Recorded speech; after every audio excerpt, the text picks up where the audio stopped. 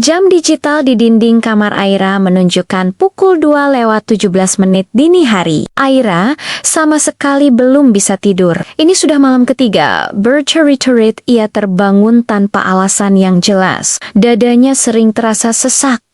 Seolah ada beban tak kasat mata yang menekannya. Seperti ada sesuatu yang ingin memberinya peringatan. Tiba-tiba, ponselnya yang tergeletak di samping bantal bergetar pelan. Satu notifikasi WhatsApp muncul dari nomor tak dikenal. Aira meraih ponselnya, matanya menyipit, menyesuaikan diri dengan cahaya layar. Pesan itu singkat saja. "Kamu masih terjaga?" Aira mengernyitkan dahi. Siapa yang mengirim pesan sepagi ini? Sebuah nomor yang sama sekali tidak ia kenali. Awalnya ia berniat mengabaikannya. Mungkin orang iseng atau salah kirim. Tapi entah kenapa, jari-jarinya justru bergerak sendiri, seolah didorong oleh rasa penasaran yang aneh. Ia mengetik balasan singkat. "Siapa ini?" Balasan datang hampir tanpa jeda, secepat kilat. "Kamu selalu menyalakan lampu belajar sampai larut. Kebiasaanmu tidak berubah."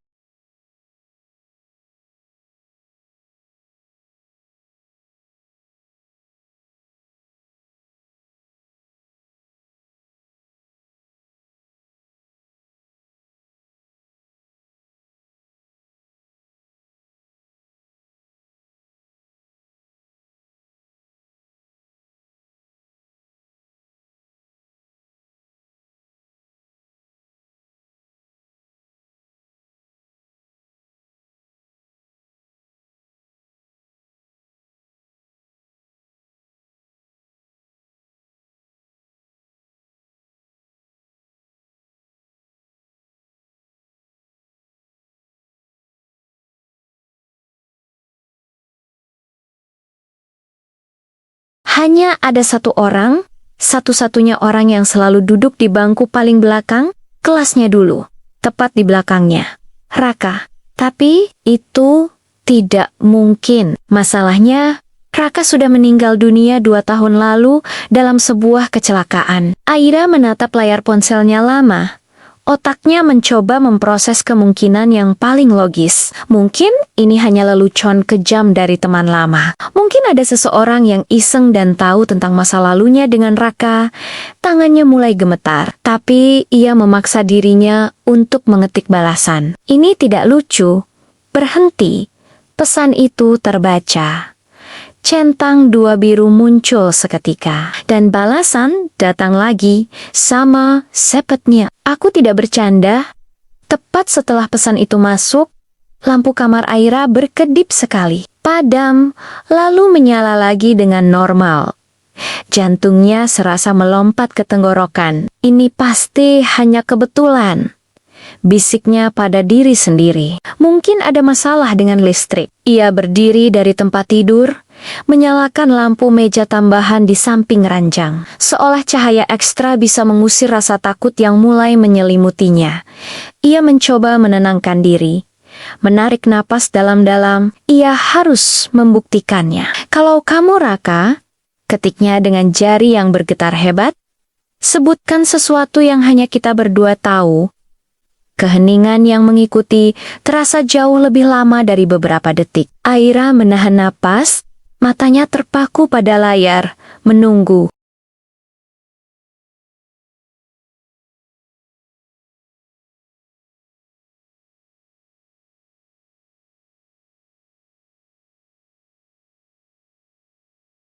"Aku memberimu permen kopi dan bilang, gagal itu bukan akhir dari segalanya."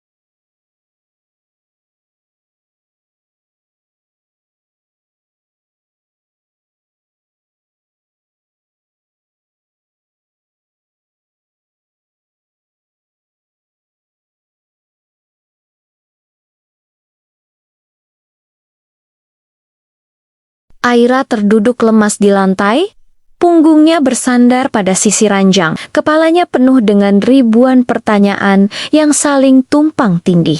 Logika dan rasa takut berperang di dalam dirinya. "Apa yang kamu mau?" tanyanya. Lebih pada dirinya sendiri daripada pada nomor misterius itu. Titik-titik tanda mengetik muncul lagi. Kali ini sangat lama, seolah sang pengirim sedang ragu-ragu. Akhirnya, pesan itu muncul. "Aku hanya ingin kamu tidak keluar malam ini." Aira mengernyitkan dahi. Permintaan yang aneh. Kenop balasnya cepat. "Karena jam 2:20 sesuatu yang buruk akan terjadi." Aira refleks melirik jam digital di dinding. 2:18. Hanya 2 menit lagi. Rasa takutnya kini bercampur dengan sedikit rasa kesal. Apa maksud semua ini? Apakah ini semacam ancaman? "Ini keterlaluan," ketiknya dengan cepat.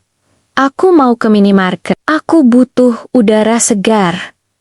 Ia memang merasa sesak. Bukan hanya karena pesan-pesan ini, tapi juga karena udara di kamarnya terasa pengap. Ia butuh keluar, menjernihkan pikirannya, membuktikan bahwa semua ini hanyalah ilusi. Beberapa detik berlalu tanpa balasan. Aira sudah hampir berdiri untuk mengambil jaketnya. Lalu, satu pesan terakhir muncul di layarnya. "Dulu kamu menyelamatkanku dari keputusan bodoh. Sekarang izinkan aku membalasnya." Tepat setelah ia selesai membaca kalimat itu, lampu di kamarnya padam total. Bukan hanya berkedip, tapi benar-benar mati. Jelek ponsel Aira, terlepas dari genggamannya yang lemas, jatuh ke lantai dengan bunyi gedebuk pelan. Dalam kegelapan dan keheningan yang mencekam, tiba-tiba terdengar suara dari luar jendela. Suara decitan rem mobil yang sangat keras, diikuti oleh bunyi benturan yang memekakkan telinga. Suara itu terdengar sangat dekat, seolah terjadi tepat di depan rumahnya. Aira berdiri kaku. Napasnya tercekat di tenggorokan. Ia tidak berani bergerak. Ia hanya bisa berdiri di sana, dalam gelap, mendengarkan jantungnya yang berdebar kencang.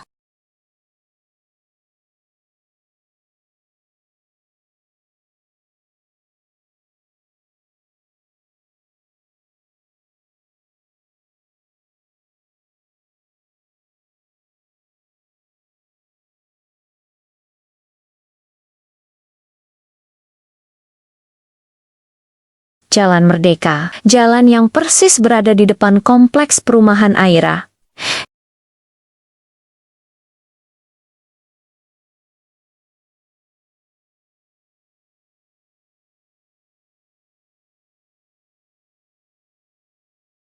Aira duduk di tepi ranjang, tubuhnya masih terasa lemas. Ia menatap layar ponselnya yang retak.